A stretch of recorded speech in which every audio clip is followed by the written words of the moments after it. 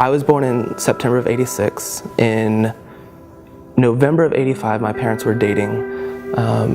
Both of them new Christians, and my mom was seeking direction, just trying to figure out her life and what God had in store for her.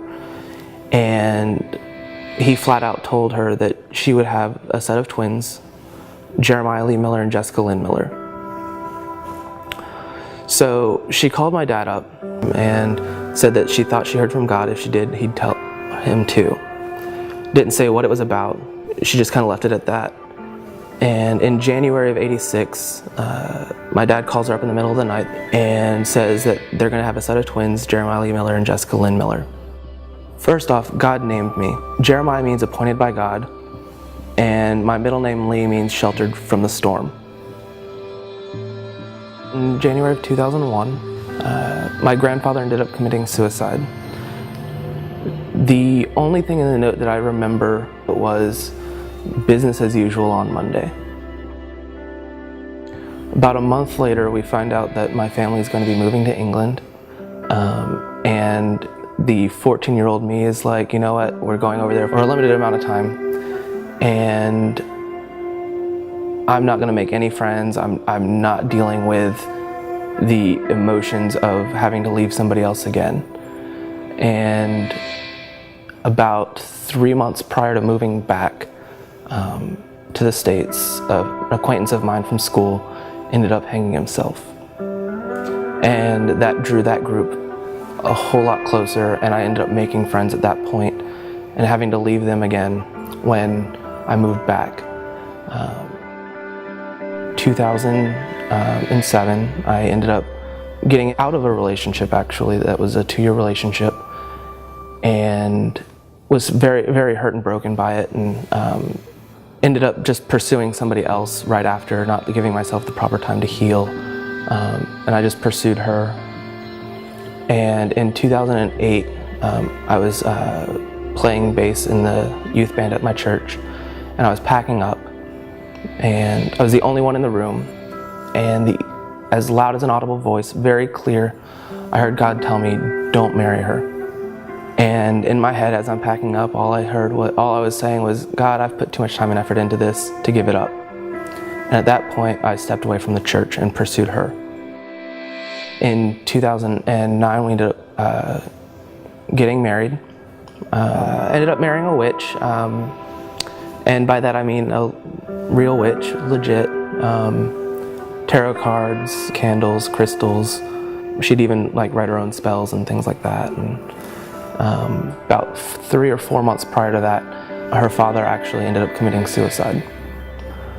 So I was there for her in that process, and kind of relying on my previous experiences through that, got to the point to where she flat out even told her family that if I wasn't in her life, that she would have killed herself. Very plausible that that would have happened. She ends up leaving me, and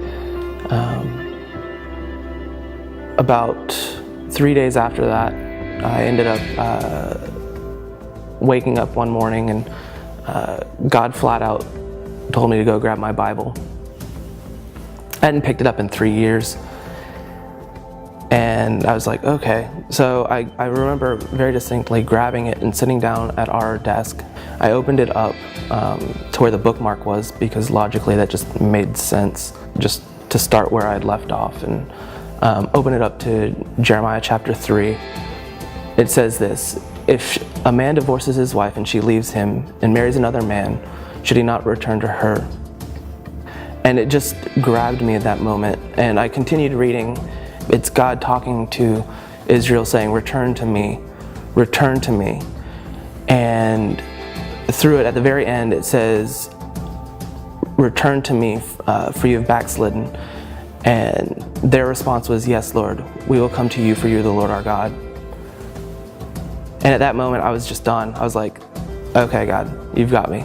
There's no questions at that point. It was, that was it. There's nothing else I could have done or said, or,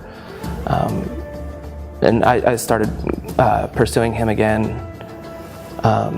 Let's back the story up a little bit. When my mother received our names She also received sets of scriptures for me specifically, and with it came a warning that one day a woman would come into my life and steal me away from him. And the verses that was given were in Proverbs chapters 2 and 3. And it says this,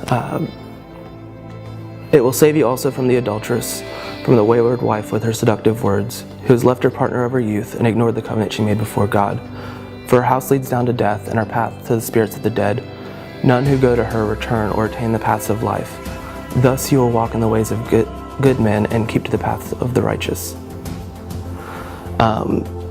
And just the whole fact of just what I went through, going through the divorce, marrying a witch, and all of that, God knew me before I was even created and formed, and spoke that into my life to draw me back to Him. And I know that going through everything that I had, I wouldn't be here now if it wasn't for that.